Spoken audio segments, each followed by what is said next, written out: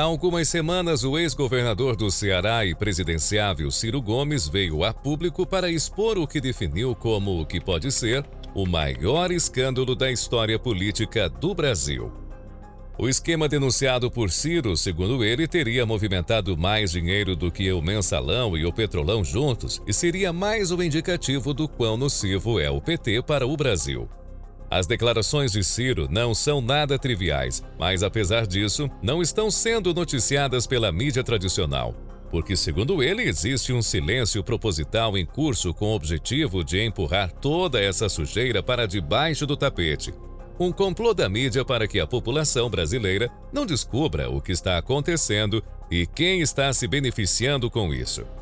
O escândalo dos precatórios poderia ser o maior roubo de todos os tempos, podendo ter levado até 93 bilhões de reais dos cofres públicos de uma só vez. Mas será que é isso mesmo que está acontecendo? Ciro está apresentando a verdade para a população ou está distorcendo fatos e mentindo para tentar ressuscitar seu capital político? Há quem acredite em ambas as teses. E vem cá, que é isso que eu vou te contar nesse vídeo. O que é o escândalo dos precatórios e o que sabemos até agora.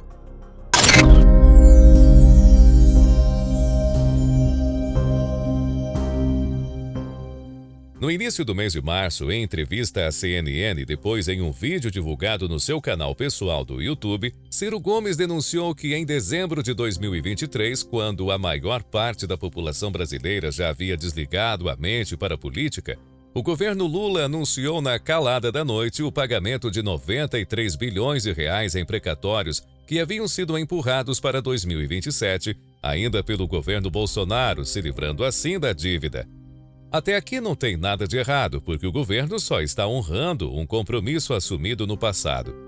Acontece que, segundo Ciro, um funcionário do governo, possivelmente até mesmo Lula ou Fernando Haddad, teria vazado essa informação para os maiores bancos do país, que teriam comprado participações em fundos de direitos creditórios que administram esses precatórios e se beneficiando do pagamento de forma imediata.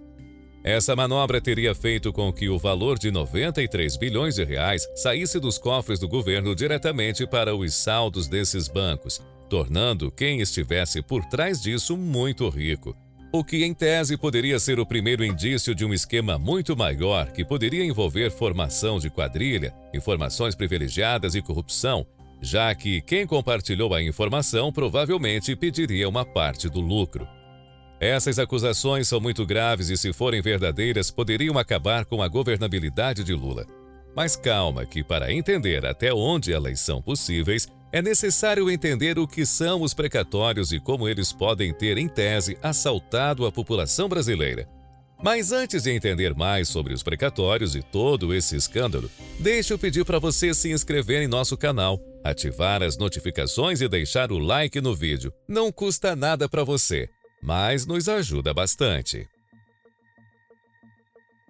O precatório é uma ordem judicial de pagamento de dívida da União, estados ou municípios. Essa dívida surge quando uma pessoa física ou jurídica ganha uma ação contra o Estado de qualquer natureza. Pode ser um direito negado, o atraso no pagamento de algum benefício, indenizações por danos materiais ou qualquer coisa que um juiz competente achar cabível. Depois de todo o trâmite do processo, quando não há mais recurso para o Estado, o Judiciário emite essa ordem de pagamento, que é o precatório, e que deve ser incluso no orçamento do ano seguinte, ou pelo menos era até 2022. Acontece que em 2021 o governo Bolsonaro levou ao Congresso um projeto de lei que estabelecia um teto do quanto poderia ser gasto anualmente com o pagamento de precatórios, fazendo com que tudo que excedesse esse teto fosse passado para o ano seguinte. Esta proposta ficaria famosa mesmo só em 2022, quando, às vésperas da eleição, a PEC dos precatórios ou PEC do calote, como também ficou conhecida, serviu para criar um espaço no orçamento que financiaram programas sociais de emergência, como auxílio para gasolina, caminhoneiros e muitos outros. Medidas eleitoreiras que visavam aumentar a popularidade de Bolsonaro nas urnas e que empurraram o pagamento dos precatórios para o futuro, muito deles inclusive para 2027. A eleição veio, Bolsonaro perdeu e o governo Lula começou 2023 com uma dívida de cerca de 140 bilhões de reais, mas que, pasmem, não tinha a obrigação de ser paga por completo por causa da PEC dos precatórios. Essa cifra podia ser empurrada com a barriga ano após ano, mas sofrendo correção monetária e juros. Só que em novembro de 2023 esse teto foi derrubado pelo Supremo Tribunal Federal, o que motivou o governo a levantar a possibilidade de adiantar o pagamento através de uma linha de crédito extraordinária, que também foi aprovada pelo STF e colocada em prática pelo Executivo no mês seguinte, através da medida provisória de Lula citada por Ciro Gomes. Portanto, tudo o que o governo fez foi pagar suas dívidas. E o que é que há de tão polêmico nisso? Não deveria o governo Lula estar sendo parabenizado por cobrir o calote deixado por Bolsonaro? Bom, não é isso que Ciro pensa. Acontece que os precatórios, com o passar do tempo, criaram um mercado paralelo de negociação. Funciona assim: desde um processo iniciar na justiça, correr, ser dada uma sentença em todas as instâncias possíveis e o precatório ser emitido, demora anos e, com a constitucionalidade de postergar o pagamento criada momentaneamente pela PEC dos precatórios, ela poderia levar ainda mais tempo. Isso fortaleceu o mercado que adiantava o pagamento desses direitos, já que as expectativas de receber eram cada vez mais baixas. Digamos que você tenha 100 mil reais a receber, mas a expectativa de pagamento é para daqui 5 anos. Só que você realmente quer o dinheiro agora, mesmo que seja apenas parte dele. Você pode ir até um banco no setor especializado e negociar esse direito. Assim, o banco compra de você esse direito de receber o valor muito abaixo do valor real. Como, por exemplo, dos 100 mil reais, ele compra de você por apenas 60 mil.